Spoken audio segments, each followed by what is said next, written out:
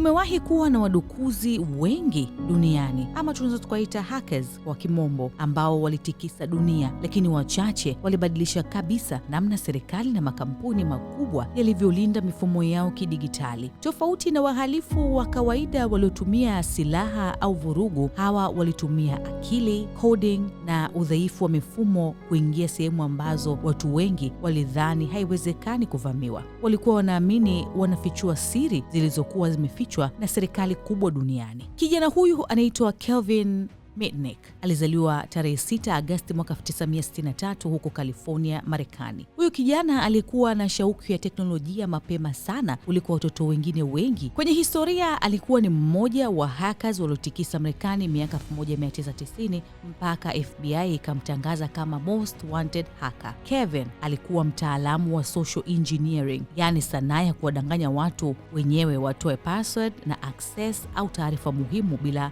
wao kujua wanampatia nani. Aliwahi kuingia kwenye mifumo ya kampuni kama Nokia, Motorola na Pacific Bell kwa kutumia simu tu, ujanja wa kisaikolojia na loopholes za kiusalama. Serikali ya Marekani ilimuona kama tishio kubwa kiasi kwamba alikamatwa mwaka 1995 na ripoti nasema alifungwa gerezani kwa miaka kadhaa. Baada ya kutoka gerezani hakurudi kuwa mhalifu, na badala yake alibadilika na kuwa mshauri wa masuala ya usalama mitandaoni, akiisaidia dunia kujifunza jinsi ambavyo wadukuzi wanavyofikiria ili makampuni yajilinde dhidi ya mashambulizi ya kidigitali. Kwa mujibu wa taarifa za kihistoria kwenye mitandao ya kijamii, Kevin Mitnick alifariki dunia tarehe 16 Julai mwaka 2023 akiwa na umri wa miaka 59 baada ya kuugua saratani ya kongosho. Nambari 2 ni Gary McKinnon ambaye alizaliwa Februari 10 mwaka 1966 huko Glasgow, Scotland. Alijulikana kwa madai yake ya UFOs, yani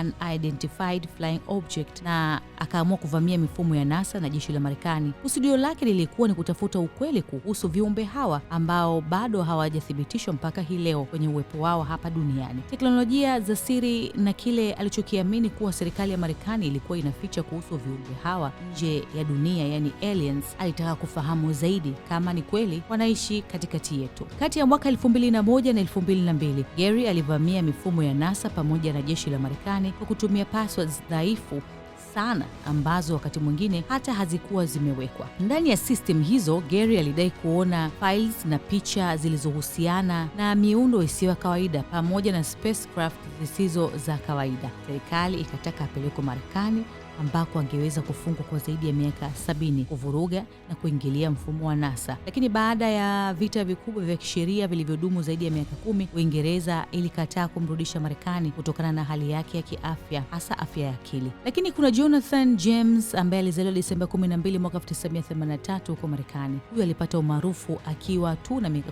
15 na alikuwa mmoja wa wadukuzi wadogo zaidi kuwahi kuishtua Marekani. Akiwa na umri wa miaka 15 tu aliweza kuingia kwenye mifumo ya NASA na kuiba software yenye thamani zaidi ya dola milioni 1.7 iliyotumika kudhibiti mazingira ya International Space Station. Serikali ya Marekani ikashtuka kuona kijana mdogo anaweza kupenya system nyeti kiasi hicho. Jonathan alikamatwa na kuhukumiwa akiwa bado kijana sana, lakini maisha yake yalibadilika vibaya baada ya hapo. Miaka kadhaa baadaye, akiwa chini ya pressure kubwa ya uchunguzi mwingine wa masuala ya wizi wa kimtandao ambapo yeye alidai hakuwahi kuhusika nao, Jonathan alijiua mwaka 2008 na kifo chake kiliacha mjadala mkubwa kuhusu presha ya serikali dhidi ya vijana wadukuzi na athari za kisaikolojia zinazoweza kutokea. Wa mwisho ni Adrian Lamo, aliitwa the homeless hacker. Alikuwa akisafiri kutoka mji hadi mji bila makazi rasmi, huku akiingia kwenye mifumo ya kampuni kubwa kupitia internet cafes na sehemu mbalimbali kama libraries